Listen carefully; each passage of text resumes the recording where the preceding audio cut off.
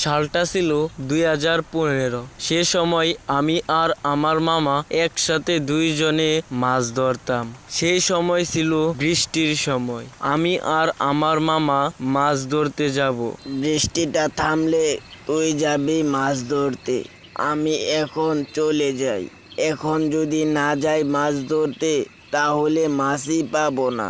আচ্ছা, আমি বৃষ্টির পর তাড়াতাড়ি চইলা যাব। তুমি এখন মাছ ধরতে যাও। জাল নৌকার মধ্যেই রাখা আছে।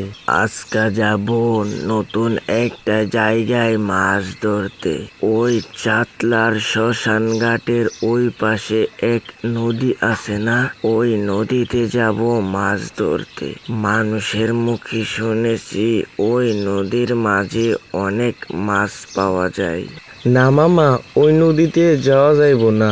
নদীর পাশের শ্মশানে আজ পর্যন্ত যে রাতের বেলায় গিয়েছে তাদেরই মৃত্যু হয়েছে।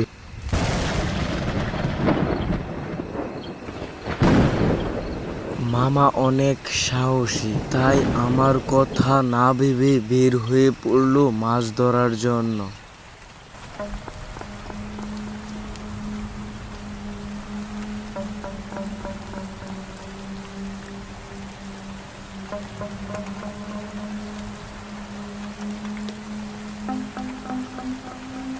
মামা রাস্তার মধ্যে দিয়ে একা একা হাঁটতে থাকে, তাও আবার ওই তালতলার মধ্য দিয়ে।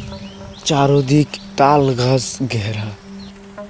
বেশ কিছুক্ষণ পর মামা অনেকগুলো মাছ ধরলো। তারপর এদিক ওদিক খুঁজতে থাকে কোথায় আরো বেশি মাছ পাওয়া যায়।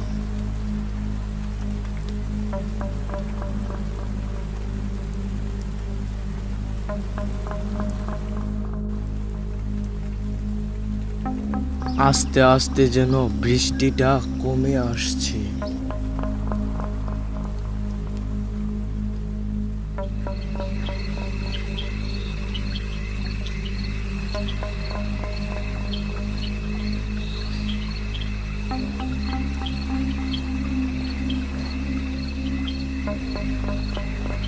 এতক্ষণ হয়ে গেল, ও এখনো আসতেছে না কেন? মনে হয় ওর কোনো বিপদ হয়েছে। বাড়িতে একটা জরুরি কাজের জন্য সে সময় আমার অনেকটা দেরি হয়ে গেছে। সামনেই দেখতে পেলাম সেই শ্মশান ঘাট। সেই শ্মশান ঘাটটি ছিল খুবই পুরনো। আমি শ্মশান ঘাটের সামনে এসে গেছি। আমি শ্মশান ঘাটের কাছে আসতে বুঝতে পারলাম আমার পেছনে কেউ যেন হেঁটে হেঁটে আসছে। তারপর সে স্থানে আমি দাঁড়িয়ে পড়লাম। সেখানে আমি কাউকেই দেখতে পাইনি। বিষয়টা আমার অনেক অবাক লাগলো। আমি ছাড়া এখানে আর কে আছে? তখনই আমি বললাম, এই শ্মশান ঘাটের মধ্যে কে আছে? সাহস থাকলে সামনে এসো। তখনই সামনে দেখতে পেলাম এক ভূত। তার কি বিভৎস চেহারা! তখনই দেখতে পারলাম ওই ভূতটা আবারও অদৃশ্য হয়ে গেছে। তখনই আমি সেখান থেকে দৌড়ে পালিয়ে আসি।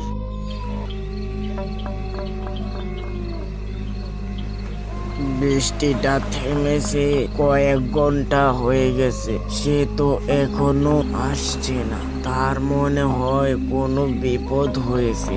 যাই, আমি গিয়ে দেখে আসি।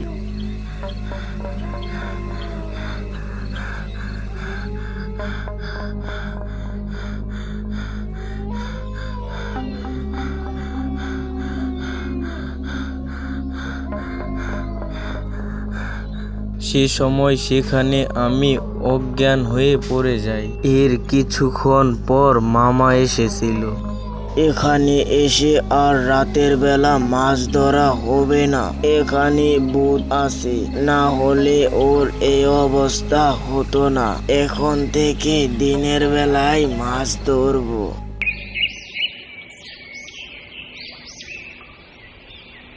পরের দিন সকালবেলা বাড়িতে এক তান্ত্রিক নিয়ে আসি। সে আমাকে দেখে অনেক ওষুধ দিল। তারপর থেকে আমি আর আমার মামা দিনের বেলায় মাছ ধরে থাকি। বন্ধুরা, আমাদের ভিডিওটি কেমন হয়েছে অবশ্যই কমেন্ট করে জানাবেন। আমাদের চ্যানেলে যদি নতুন হন তাহলে চ্যানেলটিকে সাবস্ক্রাইব করে পাশে থাকা বেল আইকনটি প্রেস করে দেবেন।